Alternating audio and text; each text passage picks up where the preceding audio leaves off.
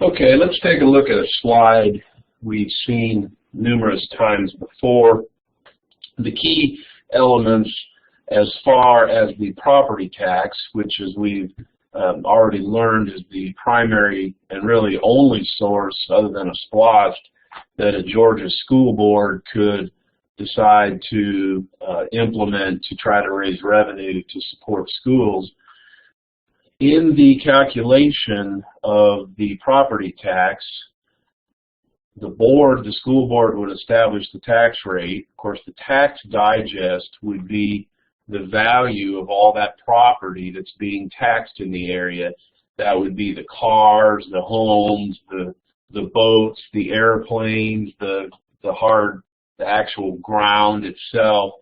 The value of all of those items would be the tax digest, and then if you multiply the rate by the digest, that would give a certain amount of revenue funds to local school districts to support education in their community, in their school district. And we've seen this example several times, two hypothetical districts, both taxing at the same rate. The .020 is in effect a 20 mil tax rate, which is $20 per $1,000 of property. So if you own $1,000 worth of property, your tax bill is 20 bucks. So both A and B are giving the same effort, 20 mils, $20 per thousand. The difference is that District A is poorer than B, because you see the tax digest for B is 10 times the size of District A, so the result is 1/10 of the revenue for District A as compared to District B, and the only difference being, again, the relative wealth of the area. So the effort was the same, the result was very different, and this strikes people as unfair to the extent that the effort is being made, but there's not an outcome. Here's our effort.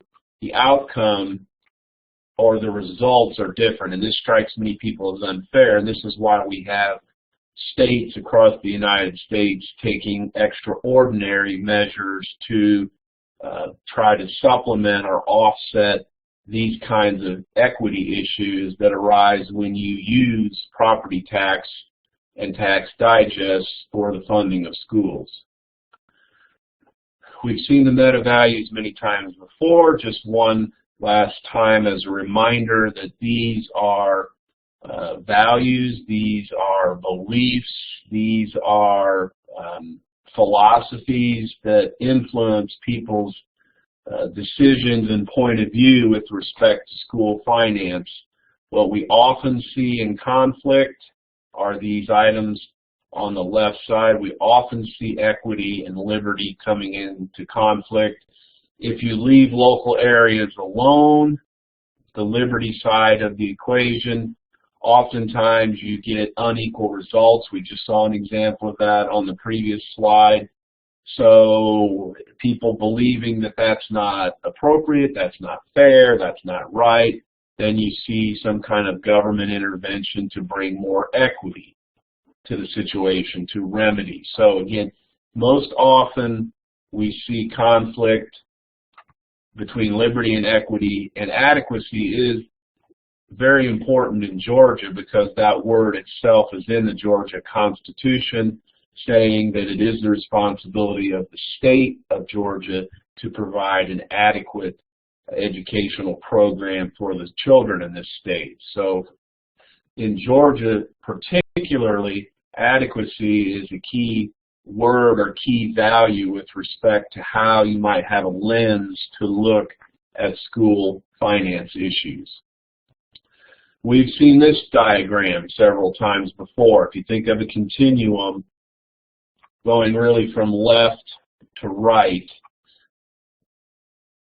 most of the states in the United States are somewhere in the middle in terms of their funding program, having some liberty and some equity and some state involvement.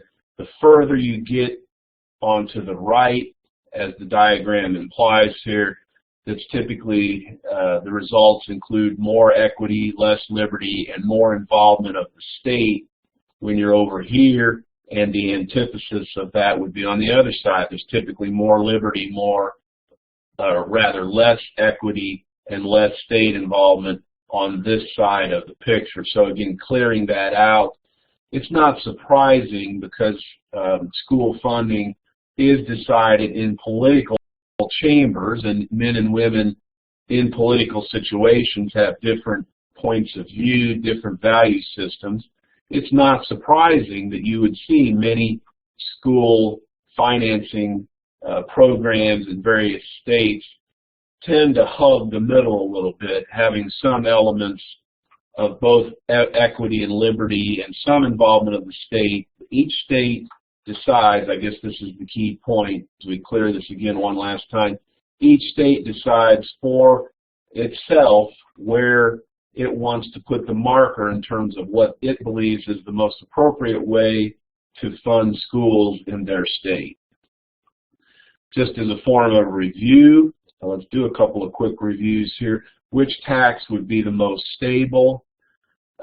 Sales tax certainly could not be the answer because it goes up and down with the economy for sure. SPLOST would be the same kind of a tax. If there's a high unemployment, people don't have much income to spend. Again, SPLOST would go down in those situations, so SPLOST go up and down with the economy.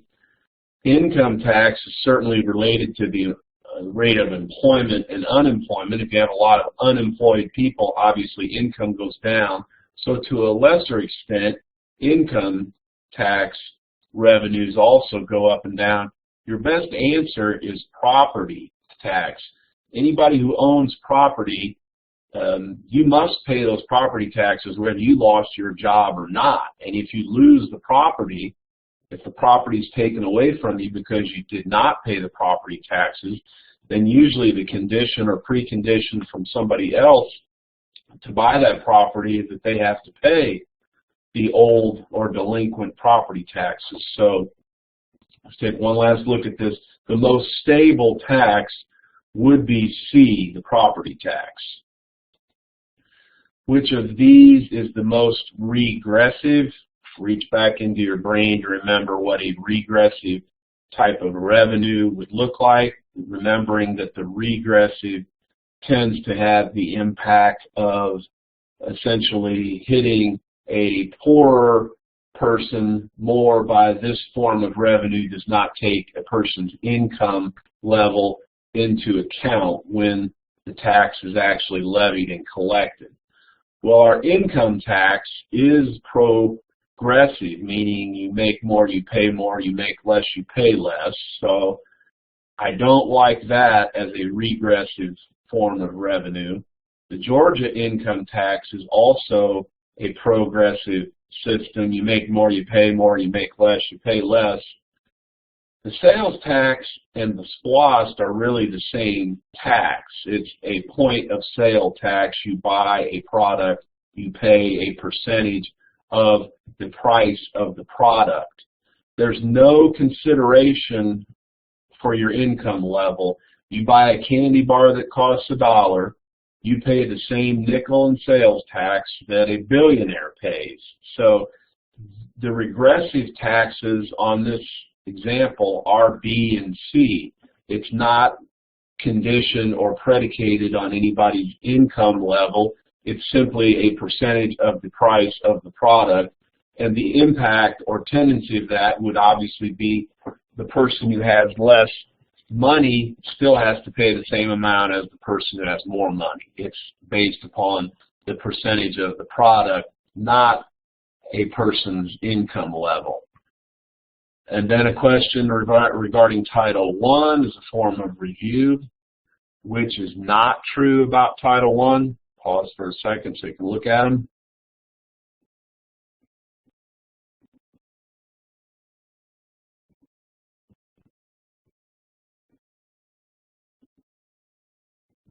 So we have 4 statements. Which one is not true? Is it designed to serve disadvantaged students? Yes, it is. That's true. Are there record-keeping requirements and documentation requirements? Yes, there are. B is true. Is there a required parental involvement component? Yes, there is. That's in the law. A, B, and C are all true. D says they cannot fund the salaries of any teachers. Title I, just in Georgia alone, is funding several thousand teachers in this state's salaries. So they can fund teacher salaries. Of course, those teachers would need to be serving the Title I students for that to be permissible, but D is your answer. That is not true. Let's take just a few moments, and I want to have a few comments about purchasing and also about accounting. Purchasing is an example area where sometimes school leaders get into trouble because either their school system does not have a specific policy regarding purchasing, or the administrator doesn't know of the policy or doesn't follow the policy. But this probably varies based on the size of your district. A large school district probably has a policy that looks something like this, that would divide purchases into certain segments of dollar amounts, and then will list what is supposed to happen for purchases that fall into that category. So if you are a school principal, using this example policy, if you wanted to spend approximately $500 to buy some office supplies, according to this policy, it would be up to the principal to use her judgment to make the purchase. But as you ramp up your spending levels, then obviously the amount of restrictions or requirements expected using this sample policy or example policy, you have more involvement or more requirements the more money you spend. And it's very common to require or mandate that you get price quotes that you have to file.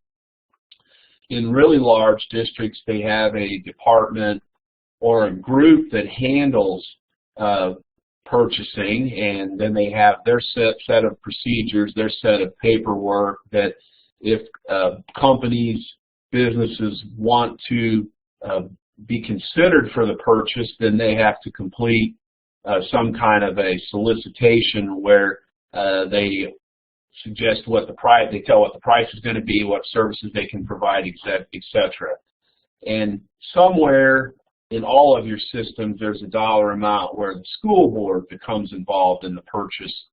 Typically, in smaller districts, you're going to see the school board getting involved a lot sooner than you would in a very large district. So my point in sharing this is to, number one, let you know that you need to be aware of the kinds of policies that exist in your system regarding the expectations for purchasing. If you don't have policies like this that give leaders direction in spending, I think that's very troubling, and you really should be asking your board superintendent to develop some policies, some guidelines at least, so that you know what's expected of you as a purchaser. So just to sum up some things that I would suggest to keep in mind, when you get quotes, they really need to be written and filed. Oftentimes an issue arises of boards of education liking you to purchase locally, even if the local price is higher than somebody else's might be. So this oftentimes becomes an issue, and a lot of times this is written into your policy of preference for local vendors. But it's very interesting to think about, are businesses like Walmart or Staples, are those really local vendors? I mean, I'm in Carrollton right now. We have a Walmart. A lot of people that live in Carrollton are working in there, and Walmart's paying property taxes in Carroll County. I would call Walmart a local vendor, but Walmart is obviously a multi-billion-dollar corporation. It's an international corporation. Some people would say Walmart is not a local vendor because it's a huge international conglomerate. So it sometimes gets muddy if you're trying to give attention to and support your local vendors. It becomes muddy sometimes who even is a local vendor. thing to keep in mind is how many quotes you should get. I would suggest, most of the time you need more than one. Obviously, we've already discussed this issue of dollar parameters. Keep that in mind. What does your policy say? And there's another issue that often comes up. Certain people in the community who are well connected try to get themselves in the position of being the preferred vendor where they always get selected. You just call them. You have a relationship with them. You call them. They take care of the issue. This can be problematic for an administrator. So in my days as superintendent, this caused me a little bit of gray hair, but now that I've gotten a little bit older and more mature, you know what? If the Board of Education wants to pay more because they want Freddie to have the business, then I guess that's the prerogative of the school board. They've been elected by the people. They're accountable to the people, particularly for finances and the tax rate. So no point in me arguing or fighting against that as a school leader. If that's what the board thinks is the community wants, then by golly, I've gotten to the point in my career that I can say, fine, I can do what I'm told in regard to who do you want me to purchase something from, even if we pay a little bit more. But sometimes this becomes more complicated. Let's just think about technology just for 1 second. If your district has purchased and has in service, let's say, 10,000 Dell computers, you don't necessarily want to be changing the vendor the next time you purchase computers, because all your technicians are trained in Dells, your spare parts are in Dells, and if a local vendor comes in and wants you to buy Acers and the school board starts pressuring you to buy Acers, there may be real legitimate reasons why you want to continue to buy Dell computers. So sometimes you have to make a rather sophisticated argument with respect to why a certain vendor's product would not be your choice, even if it might be the cheapest or the politically preferred choice. It might not make any sense with respect to what your computer technicians are trained to be able to work on, just using that as an example. So while purchasing seems like an innocent area, in my experience, it's an area where